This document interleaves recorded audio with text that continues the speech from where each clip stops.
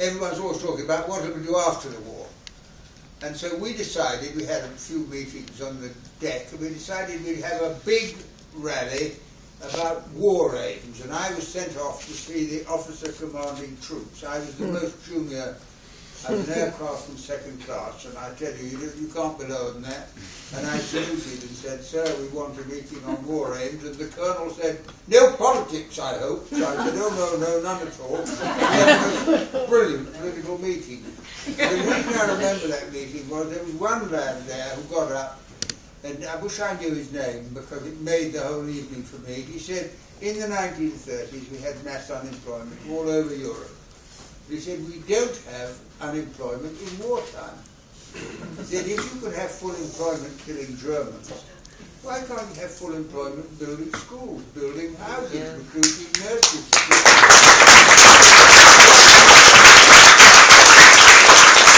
That was the idea that built the welfare state, and it was a very modest demand. It was really, to put another way, so you have the same focus in peacetime you have in wartime. The same lad said, I've never heard of an air marshal who says, I can't bomb Berlin this month because I've exceeded my budget. You do it because you have to do it. And that approach was the one that really guided the Attlee government. Now the next question is, what do you do now? Because talking about the past is boring.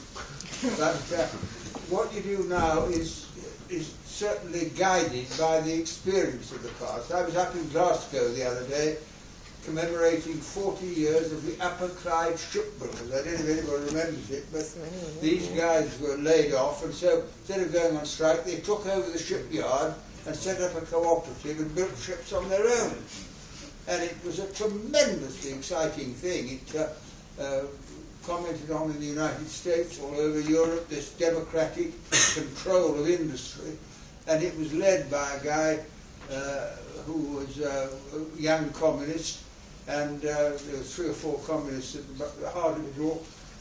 But it captured the imagination of people.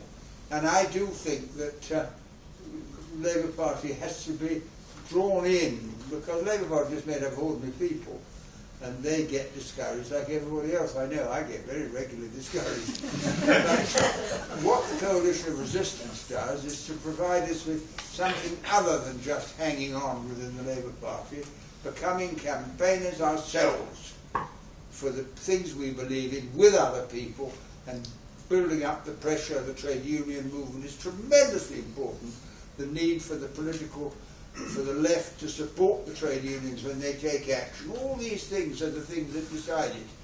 And don't forget that however you get attacked, if you're on the right point, in the end, you'll win support. And there have been endless examples. When I mentioned, how progress is made, I think of Mr. Gandhi, who was locked up endlessly by the British. And he came to London in 1931, and journalist said to him, what do you think of civilization in Britain, Mr. Gandhi? Gandhi said, I think it would be a very good idea. Do you remember Gandhi, or do you remember the Liverpool dock strike? The leader of the Liverpool dock workers came to my old constituency in Chesterfield, and the first thing he said, we were supporting him, he said, I want to thank you, but he said, what's the difference between a Liverpool woman and a terrorist? And we were quivering in our shoes. He said, you could negotiate with a terrorist. And the women in the miners' strike and so on, who just kept the whole thing going. So never ever lose confidence in our own capacity to change history. Because history is made by the people who live at any one time. And if we believe we can do it, then we will inspire other people. And that will produce the results where the government is defeated, and we open up a better opportunity. So, in that rather cheerful note, I'll bring this meeting to a halt, and look forward to seeing you at the next meeting, which is probably quite soon. I'm sure you'll all be there, and if I'm asked, I'll be there too.